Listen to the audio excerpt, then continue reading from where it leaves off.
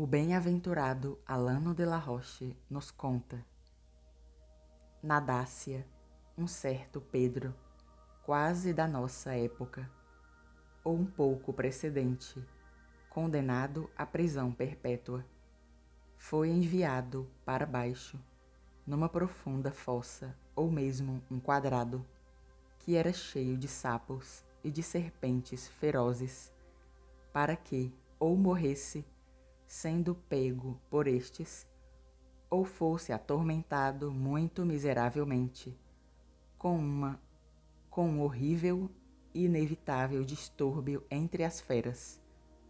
A duríssima sorte do filho tornava a mãe infeliz, e aquele justo temor que entre tão grandes tribulações, algumas tentações de Satanás, conduzisse a fragilidade humana ao desespero.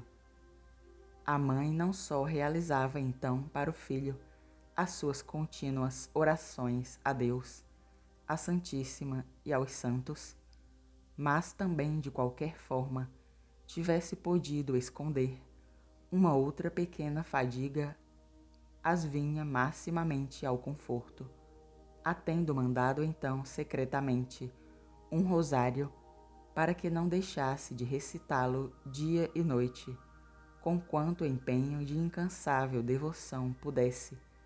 Ao mesmo tempo, ela se preocupava que o rosário fosse lembrado no lugar fortificado.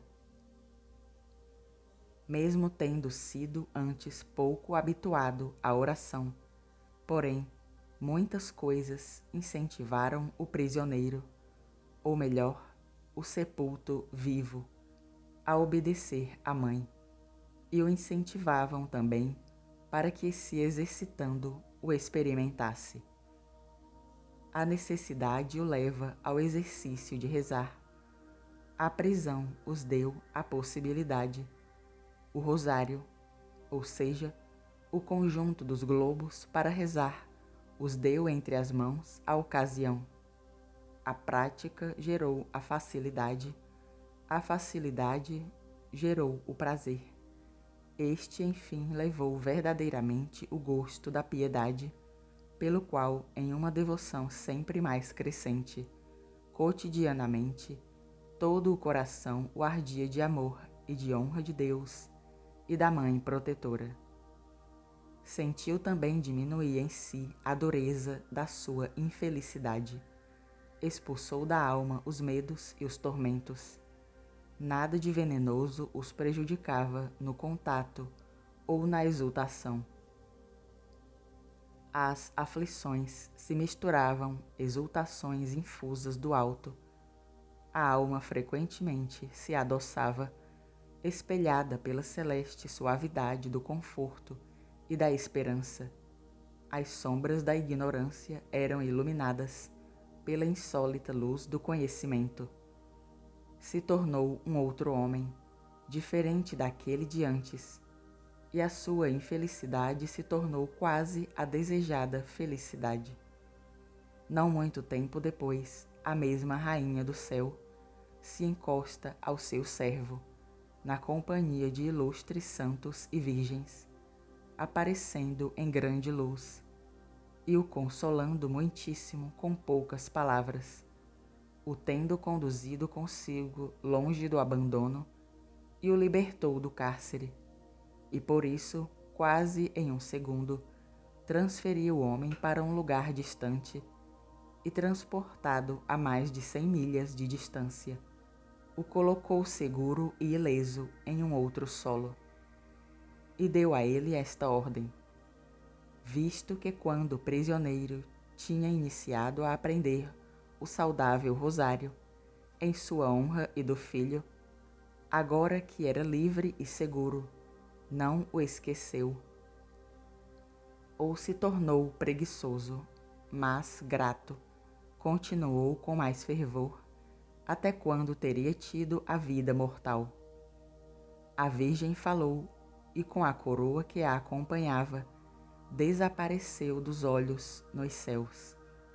Pedro, tendo olhado, então, para todos os lados, se deu conta de estar em um lugar deserto, vasto e desconhecido.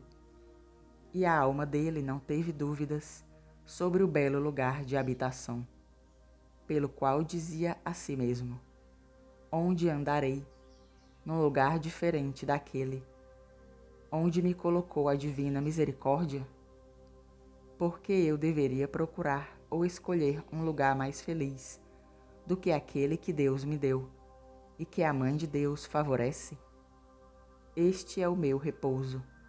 Ó Deus, aqui habitarei, porque eu escolhi. Tendo então assim iniciado, tendo Deus inspirado a alma, conduziu felizmente desde então naquele lugar, por muitos anos, uma vida eremita, construiu um célebre templo, consagrado em honra de Deus e da Virgem, e estando em lugar santo, viveu. E viveu a vida eterna entre os beatos, pegando esta vida, da fonte da vida, o saltério de Jesus e de Maria. O que direis sobre isto? Pensa em qualquer tipo de tormento, de tortura, de morte. Pensa que de cada coisa que são e que foram, nunca em nenhum lugar todos os gêneros de tormentos estejam mortos juntos.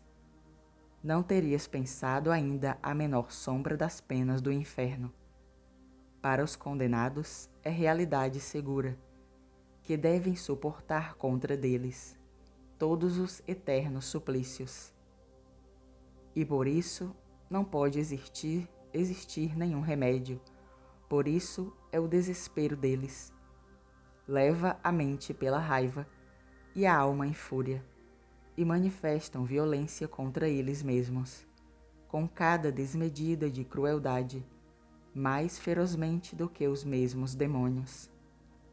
Se vistes um possuído ser furioso por causa de um espírito maligno, vistes algo que poderias explicar falando, mas ninguém poderia, nem mesmo com o pensamento, compreender tais fúrias. Ó desespero, onde, ao que te orientas? Tudo isto que se pode imaginar, todas as coisas inimigas o atormentaram. Ó furor, ó raiva, onde fugiras, onde agrediras, a mantém sempre distante de ti, retornarás mais imprudente. Por isso, enquanto sois sãos e salvos, apressai-vos para o seguro remédio contra o furor, a planura da suavidade celeste, cheia da unção beata, e este remédio no qual outro lugar, em qualquer outro lugar, é possível que o cansaço o encontre mais abundante e eficaz, quanto no rosário angélico de Jesus e de Maria? Neste, quantas vezes e com quanta graça se repete aquele agradável nome e se consagra a Deus o muito unto, com óleo esparso, nome de Cristo. Por fim, a única devota recordação é capaz de expulsar muitíssimo da alma o desespero, que é o pior dos males. Rezais, então, amais e predicais este rosário.